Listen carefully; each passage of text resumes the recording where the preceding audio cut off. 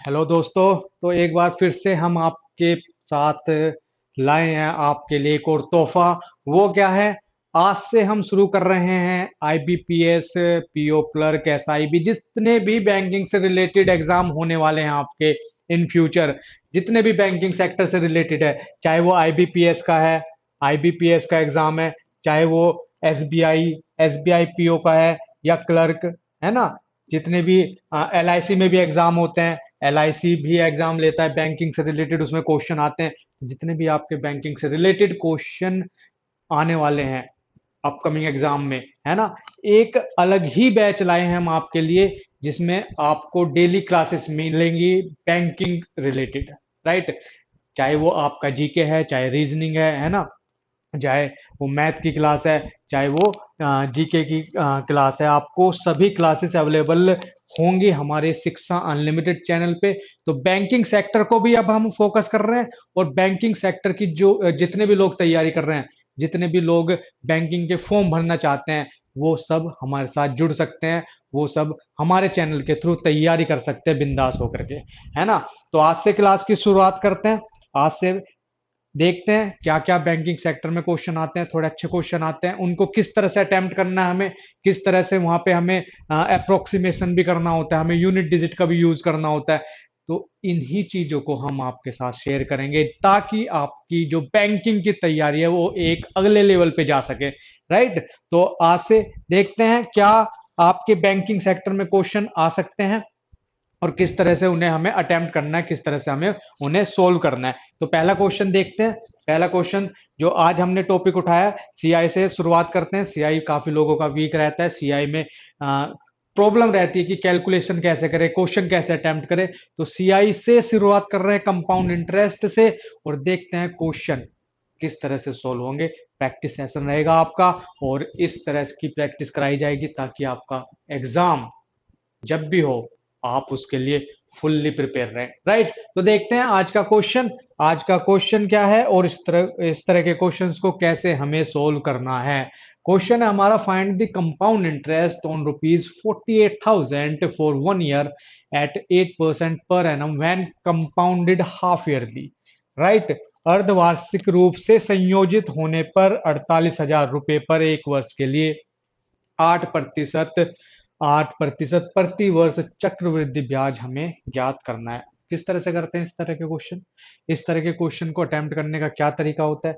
जब भी आपको अर्धवार्षिक या हाफ ईयरली ये टर्म्स मिलेगी, इसका क्या मतलब होता है? इट मीन्स हाफ ईयरली में जो आपका टाइम होता है, जो आपका टाइम होता है, दैट इज गिवन कितना है? 1 ईयर। 1 ईयर ये हो जाएगा 2 टाइम्स, दैट इज 2 ईयर। जो आपका एक्चुअल टाइम होगा 2 साल हो जाएगा। और जो रेट परसेंटेज है, रेट ऑफ परसेंट कितना दिया हुआ है? 8%। 8% ये हो जाएगा आपका half, that is 4%। That is 4%।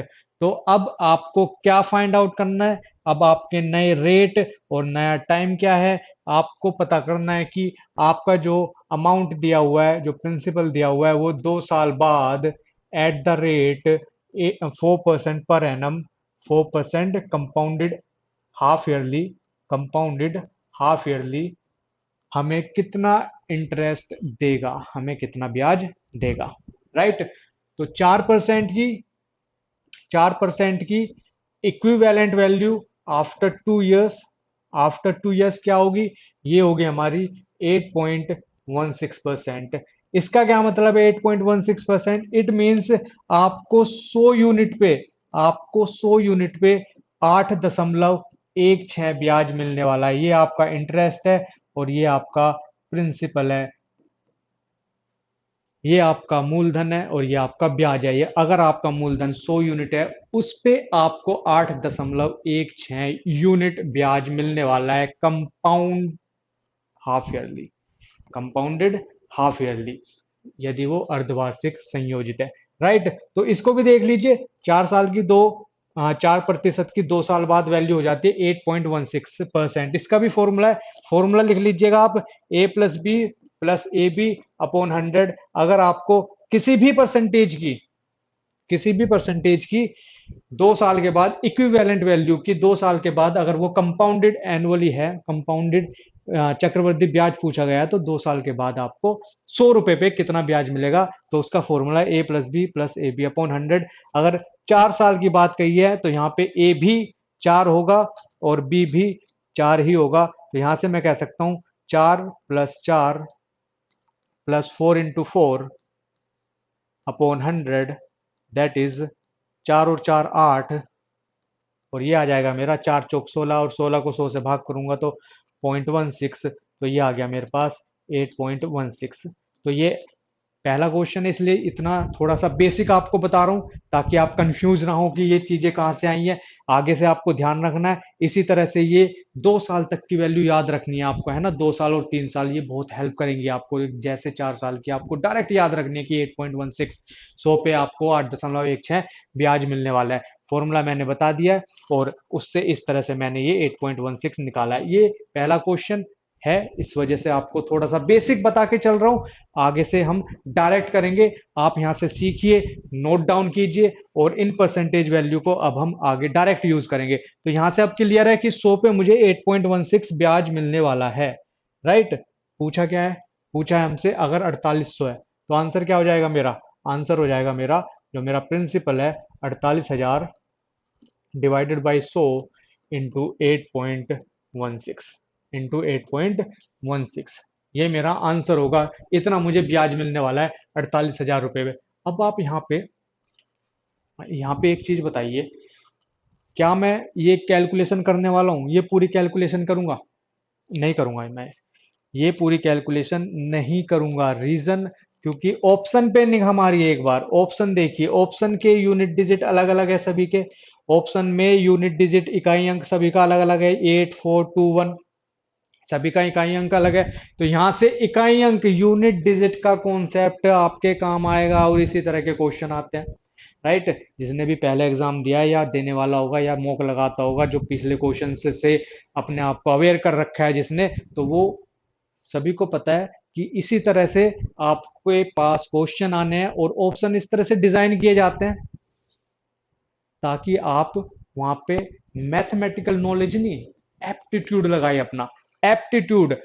ये हो जाएगा पूरी कैलकुलेशन मैथ, राइट। अंतर समझिए दोनों में मैं क्या समझाना चाह रहा हूं।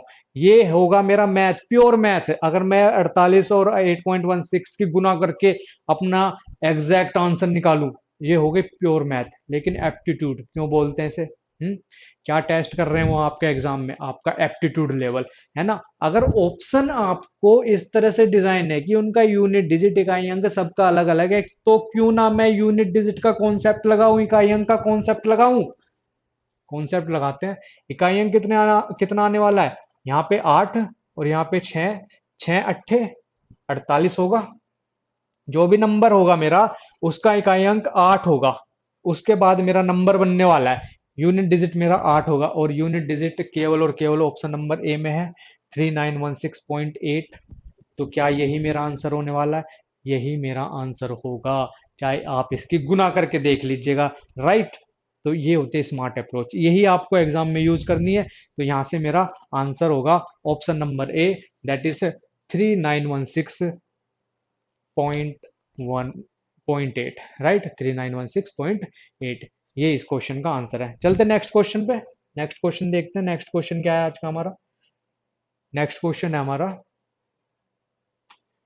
calculate the compound interest on rupees 62,500 for 1.5 years at 8% per annum compounded half yearly। 62,500 रुपए पे हमें 1.5 साल के लिए 8% प्रति वर्ष अर्धवार्षिक रूप से संयोजित चक्रवृद्धि ब्याज की गणना करनी है। Again 1.5, 1.5 years will be converted into 3 years, दुगना हो जाएगा, 2 टाइम्स हो जाएगा, क्योंकि हाफ ईयरली है ना, कंपाउंडेड हाफ ईयरली दिया हुआ है, अर्धवार्षिक रूप से संयोजित है आपका ब्याज, तो टाइम हो जाएगा आपका 3 साल। और रेट ऑफ परसेंटेज जो कि दी हुई है 8%, हो जाएगी 4%, 4%, क्योंकि रेट हो जाएगा आपका आधा, राइट। तो न्यू इन्फॉर्मेशन, न्यू टाइम और न्यू परसेंटेज रेट आ गया आपके पास, 3 साल और 4%, 3 साल और 4%, टाइम है आपका 3 साल और रेट है आपका 4%। अब 4% की जल्दी से कौन वैल्यू बताएगा कि 4% की 3 साल बाद मुझे कितना ब्याज देने वाला है 100 पर, राइट। तो 4% की होती है मेरी, 4% की भी एक बार बता देता हूं किस तरह से निकलेगी। ये फॉर्मूला याद रखना, ये फॉर्मूला याद रखना है। क्या फॉर्मूला है वो? a³ 3a² dot 3a। 3 साल का है ये, 3 साल। किस तरह से यूज होगा ये फॉर्मूला? a³ हमें हमेशा दो स्पेस फिल करने हैं, दो स्पेस फिल करने हैं पॉइंट के बाद। यहाँ पे मुझे मेरी परसेंटेज वैल्यू मिल जाएगी कि 3 साल बाद मुझे 100 पे कितना ब्याज मिलने वाला है। अगर मैं 4% की बात करूं तो इसको फॉर्मूले को कैसे यूज करना है वो देख लीजिए एक बार।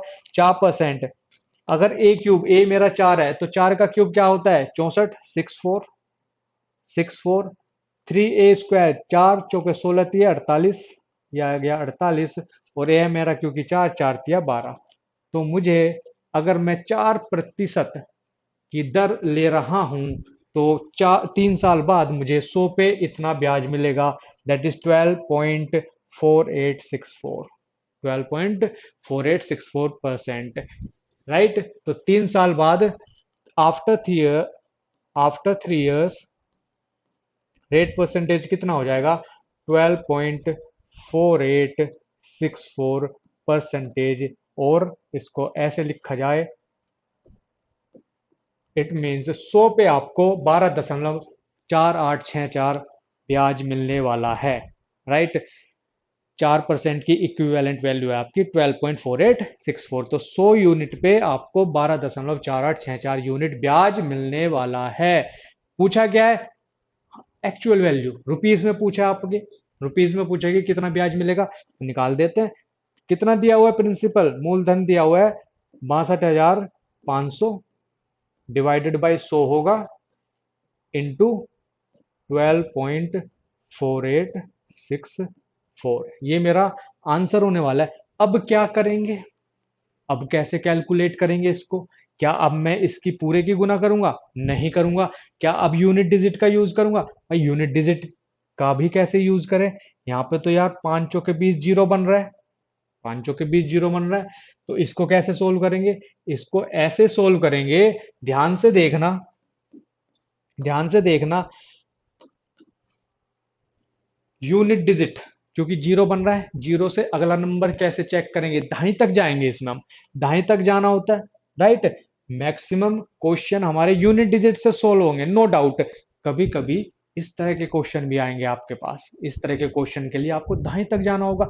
और दाएं तक जाने का भी, टेंस प्लेस तक जाने का भी तरीका आसान है। देखते हैं कैसे। जब मैं इस 4 की गुना 5 से करूंगा, क्या आएगा? 0। 2 कैरी जाएगा, 4 की गुना जब 2 से करूंगा, 4 दूनी 8, 8 आएगा, 8 और 2 10। यहां पे क्रॉस लगेगा। नेक्स्ट जो मेरा नंबर है 6, 6 की गुना करूंगा, 6 पंजे 30, कैरी जाएगा 3, 6 दूनी 12 और 3 15। लेकिन यहाँ पे एक चीज का ध्यान रखना है, यू दाएं अंक में भी मेरी जीरो बन रही है, तो इसलिए एक और चेक कर लेते हैं। अगला नंबर जो हमने यहां से निकाला था 5 चौके 20, 2 गया था कैरी, 4 दूनी 8 और 2 10, कैरी गया 1, 6 चौक 24 और 1 25। यहाँ पे 3 डिजिट तक हमारा क्या बन रहा है? जीरो। 3 डिजिट तक जीरो बन रहा है। तो यहाँ पे थोड़ा सा और स्मार्ट अप्रोच हमें इस्तेमाल करनी पड़ेगी। यहाँ पे इकाई अंक और दहाई अंक भी नहीं लगा, ये चीज आपको सिखाने के लिए है, राइट। ये चीज सिखाने के लिए है कि हमेशा आपको रिलायबल नहीं रहना है इकाई अंक पे या दहाई अंक पे। ये कभी कभी आपको कंफ्यूज कर सकता है, इसलिए प्रैक्टिस, ये चीज आएगी प्रैक्टिस से। तो यहाँ पे जब 5 और 4 दिखे तो मे भी पॉसिबिलिटी है कि दहाई अंक तक भी जीरो जाए, क्योंकि इकाई अंक पे तो जीरो मिल ही रहा है। और 625 में 5 कितने होते हैं? 5 इंटू 5 इंटू 5 625 होता है, 25 इंटू 25 यानी कि 5 से ही बना हुआ है। तो यहाँ पे 4 है, 6 है, 2 भी बहुत है इस 12.4864 में, तो जीरो जीरो मिलने की संभावना बहुत ज्यादा है। इकाई दहाई थर्ड प्लेस तक, फोर्थ प्लेस तक। इस तरह के क्वेश्चन फिर कैसे सोल्व करेंगे? तो इस तरह के क्वेश्चन यहाँ से देखिए, किस तरह से सोल्व होंगे। अगर मैं इसके 12 को उठाऊं, अगर मैं इसके 12 को उठाता हूं तो क्या आएगा, ये मेरे पास 12 छिक्के, इसका 6 से गुना करूंगा 72। लेकिन यहाँ पे 7 8 बहुत करीब है ऑप्शन, मेरे मेरे ऑप्शन बहुत करीब है। तो इसको सोल्व कैसे करेंगे, इसको सोल्व करेंगे हम। 625 का मतलब होता है 12.4864, और 625 को मैं लिख सकता हूँ बटे 16। भाई 6.25% की वैल्यू, 6.25% की वैल्यू 1/16 होती है। परसेंटेज 6.25% की वैल्यू 1/16 होती है, ध्यान रखना है इसको। तो 12.48 अपॉन 4864/16, यहां से मुझे आंसर मिलेगा। तो 4 से अगर काटू, काटने को हम डायरेक्ट 16 से भी काट सकते हैं, है ना, लेकिन 4 से काटते हैं इसको एक बार, 4 तिया 12, ताकि आपको इजिली समझ में आए। 4 एकम 4, 4 दूनी 8 और 16 चौके 64 डिवाइडेड बाई 4। तो यहाँ से क्या मेरा आंसर आता हुआ दिख रहा है, मुझे बिल्कुल दिख रहा है, 4 सत्ते 28, 4 सत्ते 28, 32, 4 अट्ठे 32 और 4 चौक 16, 7804। तो देखा आपने, देखा आपने क्वेश्चन किस तरह से पूछे जाते हैं, यूनिट डिजिट कब लगाना है, टेंस प्लेस तक कब जाना है, ये चीज प्रैक्टिस सिखाएगी आपको, राइट। इसी वजह से स्पेशली मैंने ये क्वेश्चन लिया था। इससे पहले वाला इकाई अंक यूनिट डिजिट पे लिया था, है ना, वहां से यूनिट डिजिट सीखा हमने, और यहां से सीखा कि कब हमें यूनिट डिजिट या टेंस प्लेस के पीछे नहीं भागना है। जब हमें इस तरह का अंक दिया जाए, इस तरह का नंबर मिले हमें 62500 इंटू 12.4864 है अगर, तो यहाँ पे इकाई अंक टेंस प्लेस 00 आ रहा था, मैंने करके दिखाया आपको, वहां पे ये चीज फेल हो जाएगी। इस वजह से आपको परसेंटेज वैल्यू थोड़ी सी याद होनी चाहिए इस तरह के क्वेश्चन को टैकल करने के लिए। तो 6.25% की परसेंटेज वैल्यू, फ्रैक्शन वैल्यू होती है 1/16। तो यहाँ से 625 को लिखा मैंने 1/16, 16 से भाग किया, और अब इजिली आप इसको 16 से भाग कर सकते हैं। यहां से आपका आंसर सी ऑप्शन मिल गया है, राइट।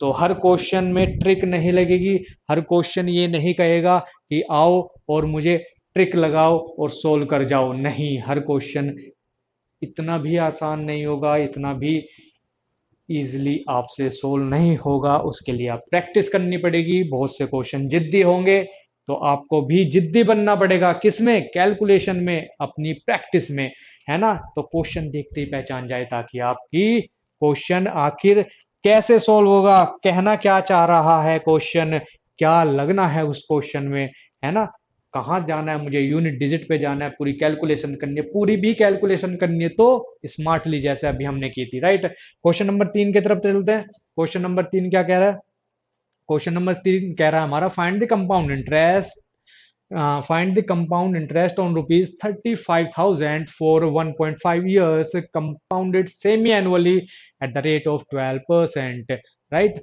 तो 35,000 रुपए दिए हैं इस बार, 1.5 साल का समय दिया है, चक्रवृद्धि ब्याज अगेन अर्धवार्षिक रूप से संयोजित है, और प्रतिशत है हमारा 12%। तो हमें ब्याज ज्ञात करना है। अगेन टाइम हो जाएगा मेरा, टाइम हो जाएगा मेरा 3 इयर्स, और परसेंटेज रेट हो जाएगा मेरा, रेट मिल जाएगा मुझे 6%, राइट।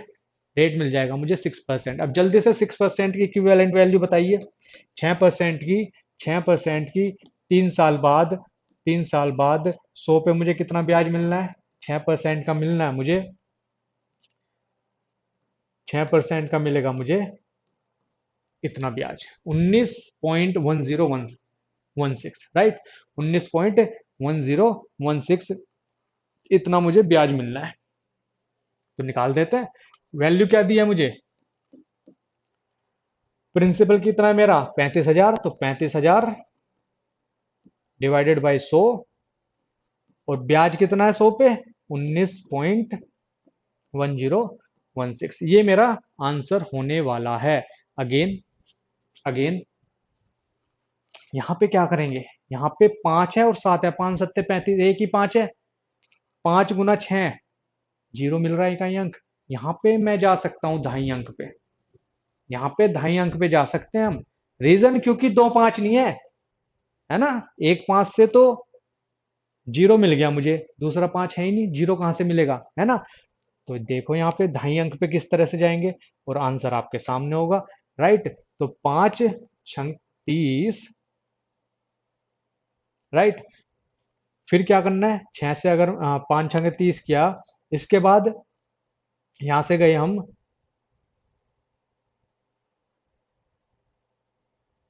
8 भाई, 5 छंगे 30, कैरी जाएगा 3, 5 एकम 5, 5 एकम 5 और 3 8, ये मिला मुझे। अगेन अब 3 से गुना करूंगा मैं, जीरो के नीचे तो क्रॉस आएगा, 3 से गुना करेंगे अगर हम, 6 18, 6 18, बस 6 18, ढाई अंक तो यहीं से मिलने वाला है मुझे, ढाई अंक तो यहीं से मिलने वाला है। ये तो इकाई अंक जीरो आ रहा था मेरा, 8 और 8 16, ढाई अंक मेरा क्या होगा 6। और ऐसा ऑप्शन यही है जिसमें जो टेंस प्लेस है वो क्या है, वो सॉरी, यूनिट डिजिट क्या है 6, क्योंकि भाई इससे आगे जीरो ही होगा, इससे आगे मैं कितने जीरो लिख दूं, ये भी तो ऐसे ही है, यहाँ पे पॉइंट, जीरो की वजह से पॉइंट ही तो लगेगा आगे पीछे, जीरो की वजह से आगे पीछे पॉइंट ही लगना है। एक बार ध्यान से समझो इसे, क्या कहा मैंने, मैंने ये कहा अगर आप, अगर आप 8 × 2 कर रहे हैं, राइट, 8 दूनी 16 और डिवाइड कर रहे हैं 100 से, तो भाई जो आपके अंक है, डिजिट्स हैं, वो क्या है 16, 16, क्या इस 6 में, क्या इस 6 में चेंज आएगा, क्या इस 1 में चेंज आएगा, 100 की वजह से, इन जीरो की वजह से पॉइंट ही तो लगेगा आगे पीछे। भाई अगर 100 से डिवाइड कर रहे हैं तो पॉइंट लग जाएगा 2 के बाद, अगर 10 से डिवाइड कर रहा हूं तो पॉइंट लग जाएगा इनके बीच में। लेकिन जो मेरी डिजिट्स हैं, जो मेरी संख्याएं, उनमें बदलाव होगा, 1 6 उसमें बदलाव होगा, बिल्कुल बदलाव नहीं होगा। ऐसे ही यहाँ पे, ऐसे ही यहाँ पे जो मेरी डिजिट आनी है, जो मेरी संख्या आनी है, वो 6 आनी है, राइट, 6 आनी है। कैसे आई वो, 6 पंजे 30 और 5 से ये 8 बार, अगेन यहां से गया 6 18, 0 8 8 16, जो मेरा एक डिजिट आनी है, जो मेरा अंक आना है वो 6, जो मेरा अंक आना है वो 6 आएगा, 6 कभी भी आए वो, point, in zero in point की वजह से, इन जीरो और इन पॉइंट की वजह से पॉइंट ही ये आगे पीछे होगा, लेकिन जब भी मेरा नंबर शुरू होगा वो 6 से शुरू होगा, 6 से शुरू हो रहा है, तो ये ऑप्शन नंबर ए ही मेरा आंसर होगा। पूरी कैलकुलेशन करके देख लेना, 6 ही, ऑप्शन नंबर ए ही इसका आंसर होगा, राइट। तो यहाँ से बहुत ही प्यारी प्यारी चीजें सीखी हमने, है ना, बहुत ही बेहतरीन चीजें सीखी। इसी तरह से डेली बेसिस पे आपको क्लास मिलती रहेंगी, और आईबीपीएस जितने भी आपके बैंकिंग रिलेटेड एग्जाम है, वो सभी शिक्षा अनलिमिटेड पे उनकी क्लासेस डेली आपको मिलेंगी, और इसी तरह से प्रैक्टिस के थ्रू आपकी, आपको आपकी तैयारी कराई जाएगी, राइट। तो डेली हमारे साथ जुड़े रहिए, हमसे मिलते रहिए, हमारे चैनल को सब्सक्राइब कीजिए, शेयर कीजिए और लाइक कीजिए, राइट। तो मिलते हैं नेक्स्ट वीडियो में और अच्छे क्वेश्चन के साथ जो आपके एग्जाम में पूछे गए हैं, राइट। तो तब तक के लिए गुड बाय, टेक केयर, और प्रैक्टिस करते रहना है, राइट।